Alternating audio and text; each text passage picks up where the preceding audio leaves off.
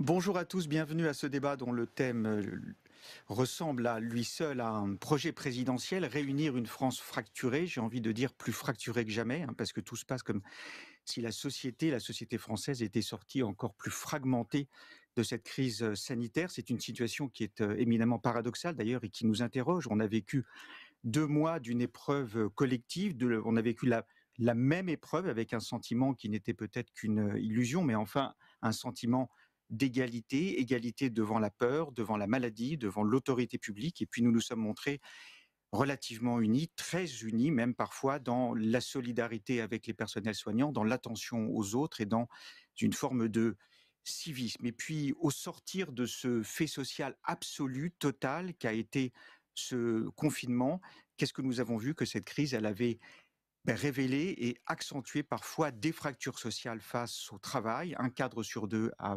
été donc en mesure de télétravailler, seulement 5% des ouvriers. Fracture territoriale aussi face au numérique, fracture plus profonde encore entre le peuple et ses élites. Le manque de masques, le débat sur la chloroquine ont aiguisé la défiance à tous les niveaux de la société et la même étendue peut-être à des couches qui en étaient jusque-là protégées. C'est comme si la déstructuration du pays était devenue structurelle et ça ne nous rend pas franchement optimistes au moment où le chef de l'État nous promet une rentrée difficile et probablement même plus qu'une rentrée difficile, des mois très difficiles. Comment est-ce que nous pouvons réunir cette France fracturée? Comment on peut redessiner un destin commun partagé? Est-ce que c'est seulement possible? Pour discuter et pour essayer de répondre à ces questions en 45 minutes, c'est une prouesse. Autour de cette table, Olivier Pastré du Cercle des économistes, Cynthia Fleury, professeure au Conservatoire national des arts et métiers, Philippe Val, PDG de la Poste, Yves Verrier, secrétaire général de Force ouvrière, et puis Xavier Bertrand, président de la région Hauts-de-France. Olivier Pastré, c'est à vous que revient le privilège de commenter cette table ronde et de poser au fond les termes de cette discussion. Oui, enfin, essayer de faire un cadrage. C'est toujours sur moi que ça tombe. Mmh. C'est toujours sur moi que tombe le fait que je co-anime la table ronde la plus importante des rencontres. Euh, bon, voilà, c'est un lourd privilège. Pourquoi la plus importante table ronde? De par les intervenants. On a quand même autour de la table un formateur de Premier ministre qui est absolument remarquable, et tous les autres le sont aussi, et puis surtout par la thématique. Si on arrivait à répondre à la question « Réunir la France fracturée », on pourrait clôturer définitivement les rencontres, on rentrerait ce soir, on n'aurait plus de masques, et donc on aurait vraiment progressé. Alors, moi je suis un bon élève, on m'a dit réunir la France fracturée, réunir, fracturer. Sur réunir, j'ai un petit état d'âme, parce que ça fait un peu bisounours réunir. On va pas se réunir parce qu'on ne peut pas se réunir et on ne veut pas se réunir. La France est un pays de diversité et doit le rester. Et donc, plutôt que réunir, je serais tenté de dire réunifier. Voilà pour le premier terme. Le deuxième, les fractures. Il se trouve qu'il y a quelques années, je me suis fracturé la jambe en un cheval en 6 morceaux, et donc j'ai fait 6 fractures, ce qui est à peu près, à mon avis, le minimum des fractures que l'on aura à traiter dans cette table ronde. La fracture sociale. La mondialisation, contrairement à ce que disent beaucoup de personnes, a réduit beaucoup les inégalités, si on prend à l'échelle mondiale. Mais elle a aussi accentué certaines inégalités, et la crise de 2008 n'a pas amélioré la situation. C'est la première fracture, peut-être la plus importante, et dans ce mot, je voudrais dire ascenseur social. Pour moi, c'est la clé de l'avenir de la France. Voilà, c'est ma seule proposition. Pour le reste, je ne serai que descriptif. Deuxième fracture territoriale, là aussi, j'ai été confiné en Camargue, et là, on vit dans deux univers. Pour la première fois, c'était mieux d'être confiné, d'être en province que d'être à Paris. Mais généralement, c'est pas le cas. Et donc il y a une fracture territoriale à laquelle il va falloir, répondre. Une 3e fracture, la fracture économique, dans 2 registres. Un, les secteurs d'activité, économique. Il y en a un certain nombre, qui sont totalement remis en cause. J'en prends 2, mais on pourrait malheureusement en prendre, 4 ou 5. L'aéronautique et le tourisme. Ça ne sera plus jamais comme avant. Et donc dans ce domaine-là, il y a évidemment des réformes à mener. Et puis, toujours dans le domaine des fractures économiques, il y a les grandes entreprises et les PME. Alors les grandes entreprises, à mon avis, vont s'en tirer d'une manière ou d'une autre. Les PME, ça va être un bain de sang, un bain de sang. Ça ne veut pas dire que l'État n'a pas fait beaucoup de choses pour éviter cette situation. Ça ne veut pas dire que l'État ne continuera pas, mais objectivement, là, il y a du souci à se faire, c'est le moins qu'on puisse dire. Et donc, il faut massivement renforcer les fonds propres des PME. Il faut évidemment supprimer BAL 3 et Solvency 2, c'est-à-dire les règles pas imbéciles, mais inadaptées, qui régissent les banques et les assurances et qui les empêchent de faire leur boulot. 4e fracture écologique, il y a un problème entre croissance et pollution. Je dis pas que l'arbitrage n'est pas possible, je dis que c'est une équation qui n'est pas facile à résoudre et que pourtant il faudra résoudre. 5e et avant-dernière fracture, la fracture ethnique. Alors, c'est évidemment politiquement pas correct, mais c'est une réalité. Je ne crois pas que la France soit raciste. Je crois qu'il y a des racistes en France. Et ce qu'il y a de nouveau, me semble-t-il, c'est qu'il y a en France non pas du racisme, mais des racismes. Et que c'est évidemment des fractures auxquelles il faudra répondre. Enfin, dernière fracture, la fracture générationnelle, avec 2 cibles. Un, les jeunes. Je rappelle qu'il y en a quand même 800 000 qui vont arriver sur le marché du travail d'ici d'ici la rentrée.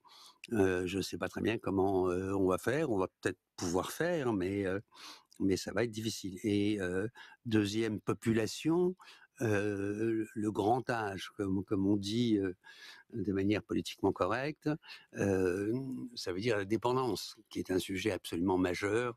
Et là aussi, il faudra s'y employer. Juste pour finir, Rapidement, parce qu'on a pris du retard déjà, en Olivier. 15 Ouais. secondes. Un, il faut que cette table ronde soit porteuse de propositions. 2, il y a une phrase qui me frappe, c'est celle qu'a dit Roosevelt pendant la crise de 29. What we must fear is fear. Ce que l'on doit craindre, c'est la peur. Aujourd'hui, c'est notre situation. Et face à la peur, il faut une chose, c'est le courage. Je rappelle que le sous-titre de ces rencontres d'Aix-en-Seine, c'est On va s'en sortir. Et je suis persuadé qu'à la fin de cette table ronde, on pourra conclure qu'on va s'en sortir. Merci Olivier Pastré. Cynthia Fleury qui est avec nous à distance. Quel est votre regard sur sur la situation que nous sommes en train de vivre? Et au fond, comment fait-on pour briser cette spirale de la fatalité qui fait que à chaque crise, on a des dirigeants qui nous promettent des solutions, et notamment des solutions qui viennent d'en bas, qui viennent de la société civile, qui viennent de la France. Et ces solutions-là, on a l'impression qu'elles sont à chaque fois détricotées, qu'elles se heurtent à une forme de mur de la technocratie et que ça génère une déception permanente dans la société française. Alors, je vais essayer de répondre en 2 temps. En même temps, qui est pas vraiment un diagnostic, qui est juste dans le diagnostic. D'abord, la fracture préexiste, c'est pas vraiment, on n'a pas créé une nouvelle. Ça a effectivement une exacerbation, mais on a depuis 10 ans un phénomène bien référencé de fracture. Donc c'est un premier point. Le deuxième point qui me paraît très important, c'est ce qui a été ce que dit, c'est que la France est non réconciliée, c'est-à-dire elle est irréconciliée. Vous savez, il y avait un grand texte dans les années 60, enfin c'était pas un texte, c'était un film d'ailleurs, nous sommes mémoires non réconciliées. Et puis Badiou, plus près de nous réconcilier. C'est-à-dire allons dans un moment où on ne va pas vouloir réconcilier. Donc c'est simplement la fracture comme un fait, ça va être comme un désir, ça va être le fait de revendiquer une irréconciliation. Et donc les querelles culturelles, minoritaires, le mouvement tout, qui peut donner aussi, il y a des scissions entre, voilà, il va y avoir un grand moment de non-réconciliation, il va y avoir un grand retour, je pense sincèrement, d'une pulsion ressentimiste, mais avec l'acte assez offensif, assez revendiquant, assez revendicateur. Donc c'est, si vous voulez, c'est compliqué puisque quand on ne veut pas se réconcilier, c'est encore plus compliqué. Donc après, dans les solutions, malgré tout, les solutions, c'est, on l'a vu, c'est d'une certaine manière de permettre de sortir pour les, enfin c'est simple, pardonnez-moi, simple. Si on se concentre sur la vie économique et sociale, la question de l'ascenseur social, elle est absolument clé. Et l'ascenseur social, tout au long de la mobilité, au travers des cas, la possibilité de passer d'un monde à un autre facilement, de bien évidemment de sécuriser socialement les professionnels, parce qu'on le sait bien, c'est tout le problème. Aujourd'hui, vous allez avoir de plus en plus un emploi et un travail dissocié, un sens de protecteur. Ça va être extraordinairement compliqué. Et puis, tout le monde va travailler de plus en plus et va pouvoir cumuler. Et donc, il va falloir sécuriser ces parcours qui sont hybrides. Et pas nécessairement d'ailleurs une mauvaise chose, mais qui bien évidemment nous demande une réponse beaucoup plus forte au risque, à l'incertitude, et de falloir des sécurisations de ces parcours-là. Après, vous avez vrai sur la question des entreprises, la question de la raison d'être. Je pense que c'est un levier pour réconcilier les travailleurs avec le travail, avec leur volonté, avec la question de la responsabilité sociale de l'entreprise, quelles sont les raisons d'être dans l'entreprise. Je pense par exemple à la personne, vous voyez, donc quand même des TPE. Ce levier-là, c'est le levier en gros de la régulation de la mondialisation. Donc, non pas la démondialisation, mais malgré tout, le fait de venir pondérer, de conditionnaliser, de créer de la réciproque dans les échanges. Et ça, c'est un enjeu non seulement national, mais c'est un enjeu bien évidemment européen, international, et qui demande, voilà. Et puis vous avez quelque chose qui a déjà prouvé, qu'il a un potentiel de capacitaire, c'est l'univers du téléprésentiel avec des nouveaux usages qui, là aussi, il y a des nouvelles pénalités, mais il y a aussi des points assez intéressants pour de sentiments, encore une fois, capacitaires aux travailleurs. J'essaye d'aller vite pour ne pas mobiliser la parole et préférer discuter avec les gens sur le plateau. Merci Cynthia Fleury, même si la liaison a été un peu difficile, un peu hachée, mais je crois qu'on a compris l'essentiel de votre propos. Philippe Val, s'il y a bien une entreprise qui sait mettre du lien social, du lien humain, quand d'une certaine manière tout se délite autour, mais qui est parfois le premier et le dernier contact avec des gens qui peuvent être dans une situation d'isolement avancé, c'est la Poste. Et vous avez eu l'expérience, je dirais, de retissage de liens, que ce soit en externe ou en interne, au sein de votre entreprise. Moi, je voudrais parler méthode un peu, parce que je crois que c'est très important, parce qu'on parle des objectifs, des solutions, des buts, de ce qu'on veut faire. Comment peut-on faire ? Alors, je crois d'abord qu'il faut que je réponde à l'injonction et à la commande du professeur Pastré, qui m'a dit « pas de diagnostic, des solutions ». Évidemment, il est difficile d'apporter une solution à un problème qu'on n'a pas posé. à résoudre une équation qui n'est pas écrite. Donc je crois que notre pays est face aux différentes fractures évoquées par Olivier Pastré. Je ne vais pas les répéter. Ça, c'est général, c'est ce qui arrive à tous les pays de la planète. Il y a une spécificité française qui est que pour fournir des solutions, on a toujours besoin d'une phase de conflit, de révolte, qui est quand même à la fois de la perte de temps, de la perte d'énergie et souvent de la souffrance sociale et collective qu'il faudrait qu'on arrive à surmonter. De ce point de vue, comme vous le dites, Jean-Francis Pécresse, je pense que la première étape, la première solution, c'est une méthode qui passe par le dialogue, le partenariat, la co-construction, qui suppose que entre les partenaires, on partage les difficultés et les projets. J'insiste sur cette méthode.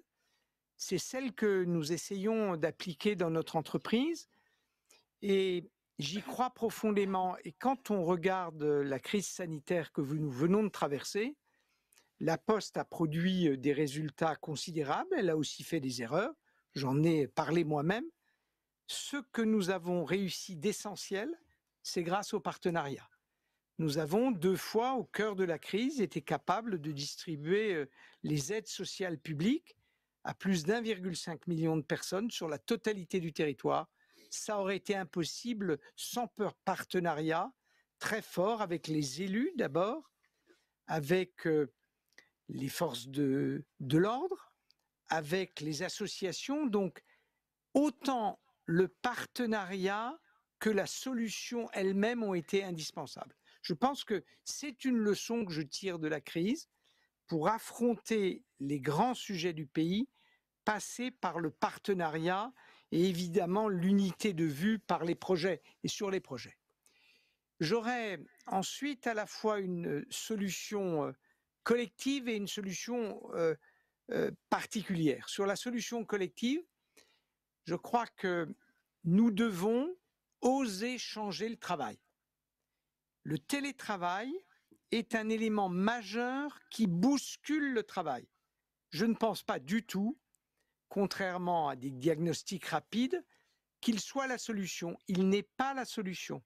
Il est un instrument du changement du travail. Mais la digitalisation, la remise en cause de dizaines de métiers, et évidemment nos facteurs sont au cœur d'une telle remise en cause, fait que cette crise sanitaire, comme la digitalisation de l'économie, sont une occasion rêvée de changer le travail.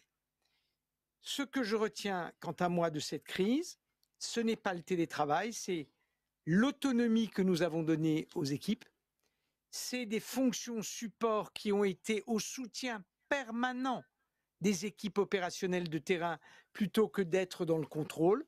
C'est un dialogue social avec nos 7 fédérations syndicales qui a été quotidien, permanent, avec des accords signés.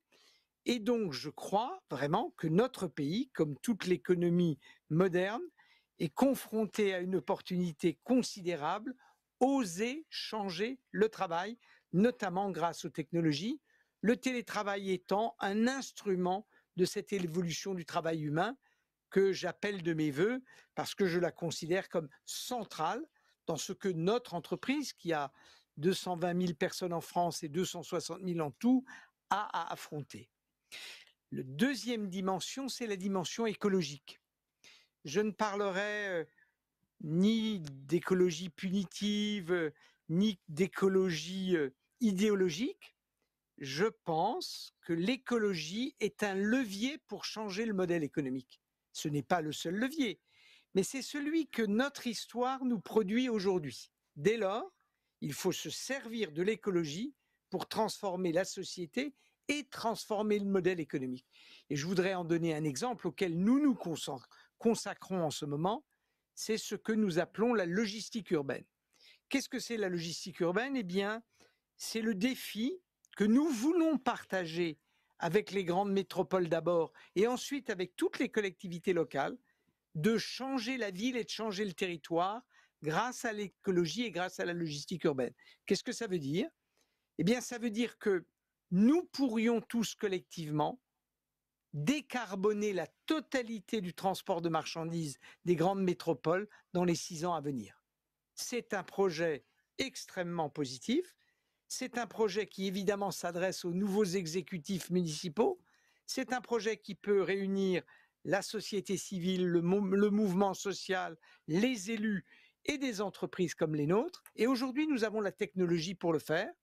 Donc, après avoir osé changer le travail, se servir de l'écologie pour transformer le modèle économique et transformer nos villes nous-mêmes. Voilà des solutions concrètes qui sont à portée de notre main, dans laquelle évidemment l'entreprise Poste peut avoir un rôle clé à jouer, mais dans laquelle elle sera incapable d'apporter la solution sans la méthode du partenariat, du partage et de la négociation. Merci Philippe Val. Yves Verrier, secrétaire général de Force ouvrière. Quand vous lisez les propos du chef de l'État ce matin dans la PQR, qui parle de remettre la réforme des retraites en chantier dès cet été, qui sur le travailler plus n'élude pas totalement, enfin en tout cas n'écarte pas totalement une remise en cause des 35 heures.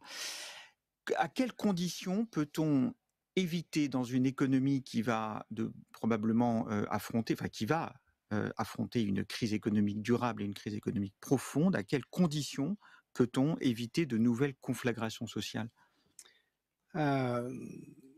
Puisque la question était qu'est-ce qu'on entend par réunir, je pense premièrement qu'il faut éviter la disruption permanente qui se termine en déstabilisation un peu généralisée, premièrement. Et de ce point de vue, je ne pense pas que ce soit la meilleure des idées que de ramener dans le contexte actuel d'une crise sanitaire qui n'est pas terminée, qui n'est pas derrière nous. Le président de la République commence d'ailleurs son interview par là. Par ses conséquences économiques et sociales, en ce moment, nous sommes beaucoup plus mobilisés sur Airbus, Air France, l'automobile et les milliers de suppressions d'emplois, avec toute la chaîne derrière des sous-traitants et tout ce qui est invisible des très petites entreprises et du salariat individuel. C'est pas le moment de remettre, quelle que soit l'analyse qu'on en fait, un dossier qui a porté un conflit social sans précédent quand même, dans sa forme, dans sa durée, aujourd'hui. Donc je pense qu'il faut commencer par ramener de l'apaisement, si on veut essayer, sinon de réunir, en tout cas, je pense, d'apaiser la société. Deuxièmement, je pense que il faut, moi je ne crois pas que le conflit soit forcément une perte de temps, sous réserve que le conflit, on y ramène de la connaissance. La révolte nécessaire, Philippe Val, c'est ça ? Non, mais qu'on y ramène de la raison et de la connaissance, parce que c'est ce qui manque aujourd'hui. On débat sans raison, sans connaissance, et ça tourne souvent au conflit, alimenté ou exacerbé par les réseaux sociaux. On parlait d'ascenseur social. Je pense que ce qu'a révélé la crise sanitaire, c'est ce qu'on a appelé, alors il y a le secteur de la santé, mais tous ceux qu'on a appelés les deuxièmes lignes. Quand je suis arrivé secrétaire général de la Confédération fin 2018, dès début 2019, donc on était bien avant, on n'imaginait pas cette crise sanitaire, j'avais dit il faut qu'on mène une campagne qui s'intitule « Reconsidérer les métiers de service à la personne ». Service à la personne, que ce soit à domicile, en collectif, EHPAD, santé en général, ou y compris repassage, etc. Ce qu'a révélé, et comme exemple, je prenais le fait que ce sont des métiers qui sont essentiels parce que l'ingénieur financier qui a un agenda surchargé, qui est plutôt aux alentours de 10 000 et sans doute plus revenus mensuels, ne pourrait pas exercer son métier s'il n'y avait pas quelqu'un pour s'occuper de ce qui lui est le plus cher, de ses enfants, de ses parents, de ses grands-parents, malades ou handicapés qui plus est, dépendants a fortiori, voire même de son ménage ou de son repassage. Sauf que ceux-là sont en général au SMIC, en bas de l'échelle des salaires, souvent avec des emplois plus ou moins stables ou précaires, sans perspective d'ascenseur social aucun. Et je pense là qu'il y a une réévaluation de l'échelle des valeurs. Il faut qu'on repositionne et reconsidérer. C'est pas simplement augmenter le SMIC de 100 € ou lui ajouter une prime d'activité. Qu'est-ce que c'est alors concrètement ? Qualifier parce qu'on est exigeant. Pourquoi n'est-on pas aussi exigeant vis-à-vis de ceux à qui on confie ce qui nous est le plus cher? Donc, qualifier, former, offrir des perspectives d'évolution. On ne peut pas offrir comme seul avenir à un ou une salarié, et ça s'est élargi à toute la chaîne de l'approvisionnement, la deuxième ligne, les salariés des entreprises de sous-traitance de propreté, par exemple, qui sont complètement invisibles. Les caissières, plus personne n'en parlait. On tend une carte bancaire, on ne voit même plus qu'il y a une caissière de l'autre côté. Et les ouvriers et ouvrières du nettoyage viennent avant l'ouverture des bureaux, après la fermeture des bureaux, on ne les voit pas. Et ceux-là... Est-ce que vous préconisez une forme de grande conférence nationale sur les salaires ou Je ne sais pas si ça passe par une conférence nationale, mais prendre chacun de ces métiers et de se dire, voilà, ce sont des métiers qui sont essentiels. Et moi, ce qui m'a frappé, par exemple, dans l'interview du président de la République, cette deuxième ligne, dont on a commencé un peu à parler quand même, on a beaucoup parlé de la première ligne, ce qu'il fallait faire d'ailleurs, bien évidemment, mais on s'est mis à parler un peu de la deuxième ligne, en s'apercevant que les éboueurs étaient essentiels, les postiers, bref. Sauf que fait-on derrière aujourd'hui? On les a quasiment oubliés. Et le seul référence que fait le président de la République maintenant, c'est de nous dire, avec le système universel de retraite, on va améliorer leur sort. D'abord, c'est faux, je l'ai démontré maintes et maintes fois. Et deuxièmement, j'ai caricaturé un petit peu, mais la récompense, dans 43 ans, si vous avez 43 ans au SMIC à temps plein, vous aurez une retraite à 85% du SMIC. Bon, je pense qu'il faut qu'on revoie complètement et autrement les choses. Enfin, parce que je ne veux pas être trop long, je pense qu'il faut, et là je vais plaider pour le rôle des syndicats, redonner du consentement, non seulement on parle souvent de l'impôt, mais à la solidarité. Et le consentement à la solidarité, ce qui est frappant, c'est que par exemple, la sécurité sociale était financée à 90% par de la cotisation. La cotisation, elle était négociée, c'est la part de l'économie qu'on négociait entre les employeurs et les organisations syndicales sur ce qu'on mettait en salaire net, ce qu'on mettait en salaire différé, en cotisation, qui alimentait les recettes de la sécurité sociale en général. C'est passé à 55%. On a passé cela par de la CSG. Sauf qu'on a invisibilisé cette part de solidarité, y compris cette part négociée. Tout est de plus en plus ramené à l'État. On a vu ce qui s'est passé sur l'assurance chômage. Quand le gouvernement a décidé, en lieu et place de la négociation, de transformer, de réformer l'assurance chômage, il a aujourd'hui contre lui toutes les organisations syndicales et il s'aperçoit dans la crise qu'on vient de rencontrer, qu'on rencontre aujourd'hui, de l'erreur qu'il n'a pas voulu écouter quand on a essayé de lui expliquer, de parler. Il faut redonner cette place et je pense qu'il faut redonner de la place à ce qu'on appelle le paritarisme, à la négociation collective. Tout ramener à l'État, je pense, est dangereux, y compris du point de vue économique. Donc voilà, je pense qu'il faut redonner du consentement à la solidarité comme il faut redonner du consentement à la démocratie représentative. Et je le dis parce que je pense qu'il est important que le politique, et Xavier Bertrand est là, reprenne la main sur la conduite de l'économie. Je pense qu'on a le sentiment que le politique a démissionné et qui plus est, à cela s'ajoute, et ça c'est important, la déconnexion complète entre les marchés financiers, on parle beaucoup des dividendes, des records du CAC 40, etc. Plus personne ne comprend ce qui se passe. Les marchés financiers sont complètement déconnectés de l'économie réelle et ça, c'est un vrai problème. Yves Verrier, merci. Je passe la parole tout de suite à Philippe Bertrand et puis Xavier Bertrand. Moi, c'est Raoul. Après, parce que Philippe Bertrand, on poursuivra ce tour de table après. Alors évidemment, notre conversation, elle intervient à un jour particulier. C'est le jour de la nomination d'un nouveau Premier ministre, qui est Jean Castex, qui est un homme de droite social, qui a été très bien formé au social, puisqu'il a été formé par vous, d'une certaine manière. Il a été votre directeur de cabinet pendant plusieurs années, d'abord au ministère de la Santé et des Affaires sociales, et puis ensuite au ministère du Travail. Est-ce que Xavier Bertrand, je ne peux pas ne pas vous poser cette question, est-ce que c'est l'homme idoine pour remettre du lien et précisément pour répondre au thème de notre débat de ce soir, pour réunir une France fracturée? Le chef, c'est le chef de l'État. C'est lui qui prend les orientations, c'est lui qui prend les décisions. Et on va voir en fonction de ça ce que Emmanuel Macron va décider pour protéger les Français, pour protéger l'économie, pour relancer l'économie face au tsunami que nous allons connaître à partir de la rentrée. Il n'y a que ça qui compte. Les chaînes d'information continuent, les commentateurs, les éditorialistes vont être là-dessus pendant quelques jours. Les Français, aujourd'hui c'est vrai, Ils ont la tête aux vacances après tout ce qu'ils ont vécu, le drame sanitaire. Même si au fond d'eux, ils savent que ça va être difficile à la rentrée, ils ne savent pas encore exactement comment. Nous, on le sait. Parce qu'on sait pertinemment que quand vous avez les compagnies aériennes qui ne commandent plus d'avions à Airbus, eh bien dans ces cas-là, chez moi, dans la Somme, à Méholt, les sous-traitants vont pas garder tous les emplois. Et pour ces gens-là, qui savent que c'est pas demain, à moins que l'État ne décide par exemple de commander des Rafales plus vite, ce qui aura donc des conséquences favorables pour les sous-traitants, ils vont soit se retrouver au chômage, soit il va falloir changer de boulot. Et le boulot de tous les politiques, du chef de l'État au maire, passant par les présidents de région, c'est on doit aller vite et être efficace et comprendre qu'il y a urgence. Nous savons tous quelles sont les conséquences. Il y a dans l'hôtellerie, dans la restauration, après une telle période, il y a des commerces qui ne rouvriront pas. Et donc, dans ces conditions-là, on peut nous faire tous les commentaires. C'est pas que ça que les gens attendent de nous.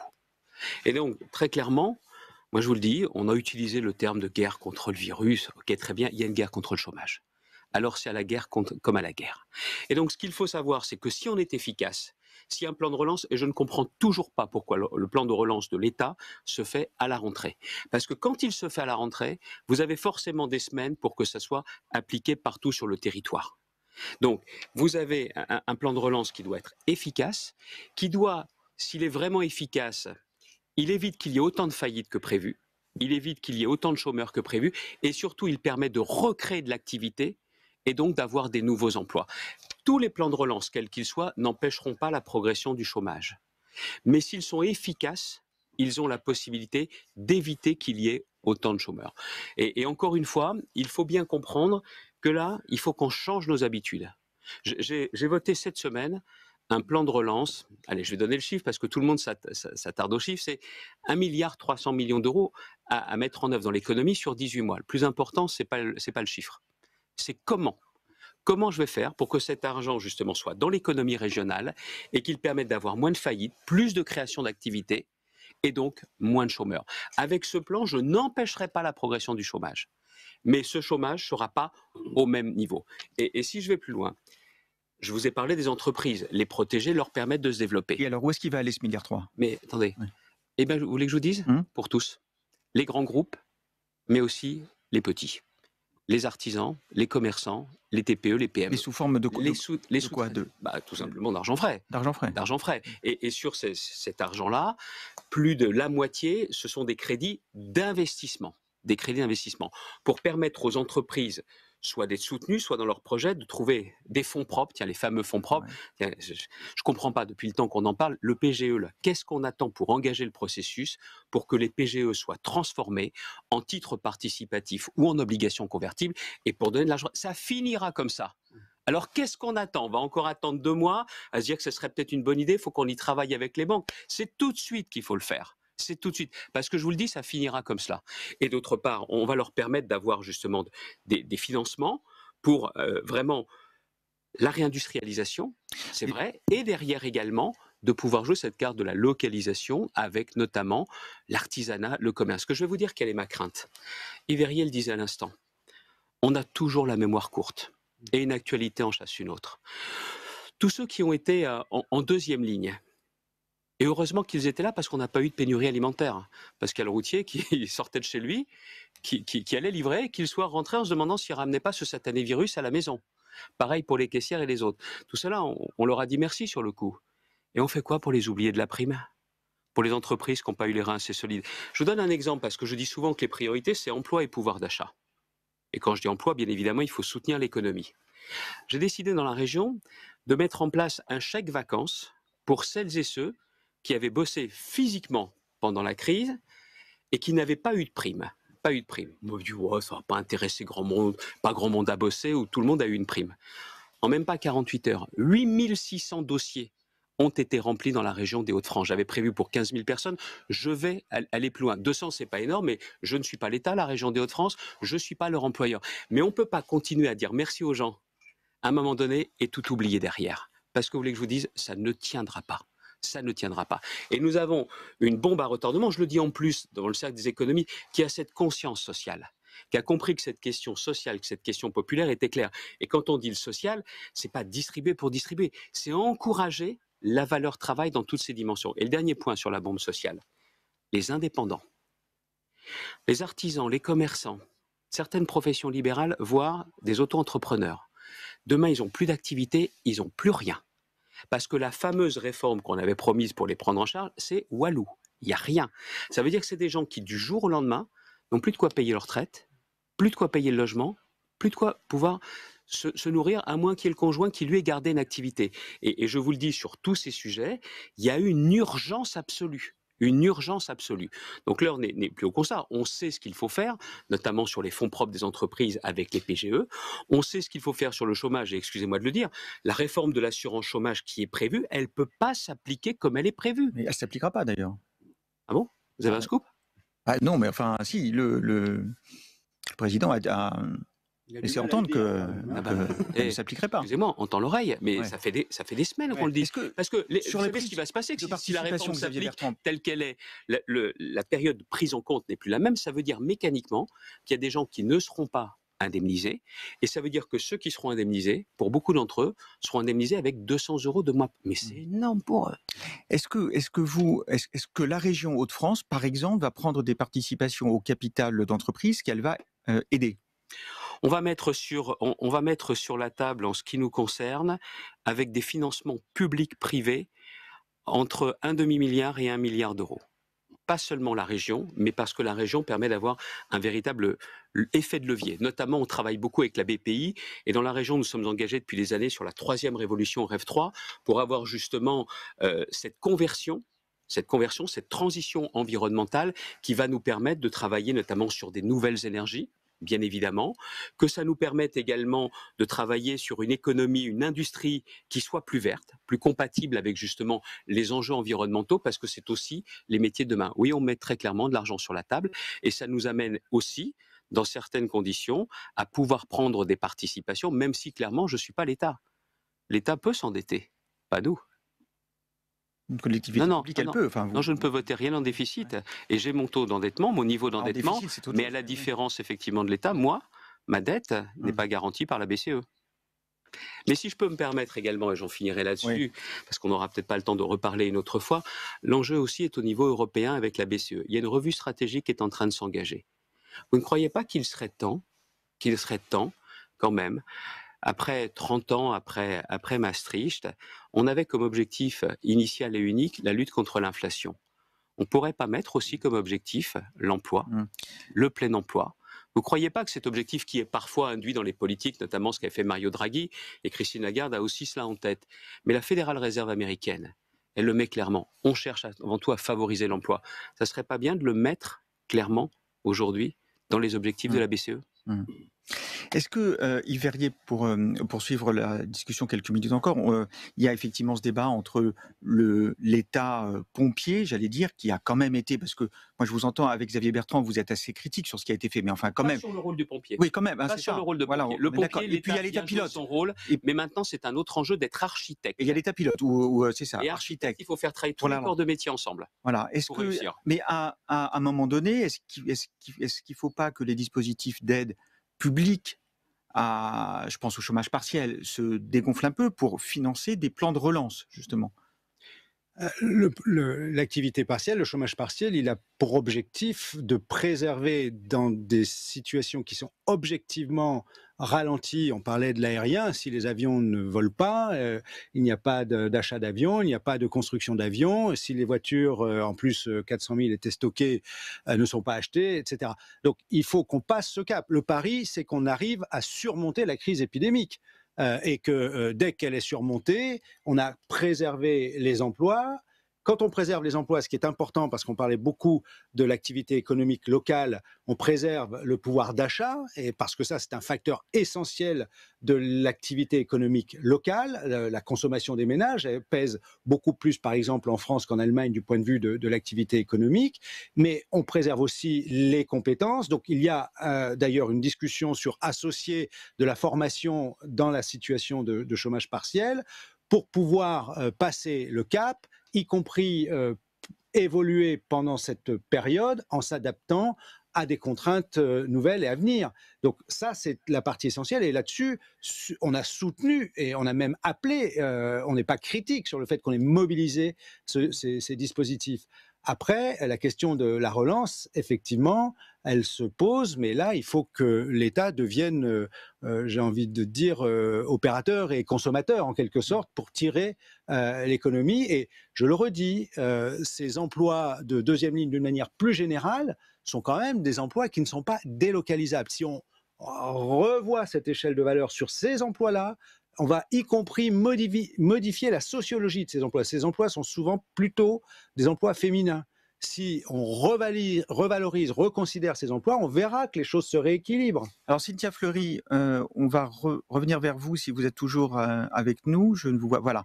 Est-ce que vous êtes d'accord avec cette analyse au fond? Est-ce que on a raté une occasion, par exemple, au travers la prime qui était moins importante que ce que les soignants pouvaient attendre? Est-ce que cette reconstitution de la confiance, est-ce que ça passe par la revalorisation de certains métiers, par l'attribution de primes?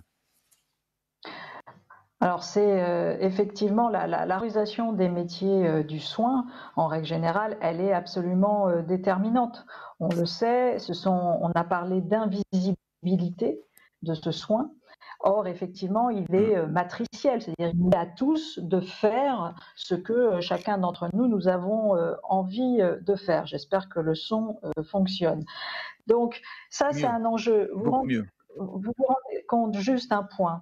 C'est terrible de voir que les équipes soignantes qui étaient dans l'état qu'on connaît, la première chose que ces équipes soignantes confondues, médecins, infirmiers, aides-soignants, etc., ambulanciers, même les directeurs d'hôpitaux, lorsqu'ils sont sortis, lorsque le confinement a été levé, la première chose qu'ils ont dit, c'est mon Dieu, c'était tout va redevenir comme avant. On sait exactement ce qu'on doit faire. C'est-à-dire on doit avoir plus d'initiatives, plus d'autonomie, on doit desserrer la question de la tarification à l'activité, on doit avoir une gestion beaucoup plus en co-gestion, on parlait de la vérité des parties prenantes tout à l'heure. Donc, et on va revenir à l'ancien temps, alors que précisément il venait de traverser un moment qui par ailleurs avait été difficile. Donc, on sait ce qu'il faut faire. Il y a une revalorisation en règle générale de ces métiers, ça c'est vrai. Et puis par ailleurs, on sait que voilà, c'est l'autre grand temps qui a été donné, c'est-à-dire que c'est le grand retour du politique. C'est-à-dire que véritablement d'une économie au service du politique, d'un État qui est capable d'anticiper, d'un État. Alors c'est pas le keynésianisme qu'on a vécu, bien évidemment, mais c'est quelque chose qui fait que oui, l'État et région vont être les premiers acteurs. Merci Cynthia Fleury. Philippe Val, un mot rapide parce qu'il est 20h, il nous reste 1 minute pour conclure. Et Olivier Pastel, en 30 secondes. Xavier Bertrand a parlé du tsunami économique, Yves Verrier y a fait référence. Il y a dans notre pays des gisements de valeur, c'est-à-dire des gisements d'emploi et de lien social à travers les emplois de proximité humaine. C'est la visite des associations aux personnes âgées, c'est la visite des facteurs pour livrer médicaments et repas, prévenir le grand âge. C'est un gisement d'emploi considérable qu'il faut utiliser dans cette crise. Et qui dessinerait une société plus bienveillante. Bien sûr, et plus proche, que le grand âge, ça va vouloir dire aussi la solitude, et nous pouvons trouver des politiques publiques et des acteurs qui s'en occupent. Allez, Olivier, 1 minute, une conclusion. Même pas 1 minute, 30 secondes. Sur les 6 fractures que j'ai évoquées, on en a traité autant que faire se peut. 5, il y a la fracture ethnique qui est un autre problème qu'il faudra traiter aussi. Donc je considère qu'on a fait notre boulot, qu'on peut clôturer les rencontres économiques d'Aix-en-Seine. Mais je voudrais dire qu'au travers des interventions, il y a un seul mot. J'ai parlé d'ascenseur social tout à l'heure, mais ça revient au même. Il y a un seul mot, c'est formation ou éducation, ou les deux. Le défi, c'est là, les milliards, c'est là qu'il faudra les mettre, et à ce moment-là, on aura réglé, non pas la crise, mais une partie des fractures que l'on vit aujourd'hui. Et notamment numérique. Merci à tous. Merci Cynthia Fleury. Je vous souhaite une bonne soirée et une bonne suite de débats Aix-en-Seine, évidemment. Merci à tous et à toutes. Merci.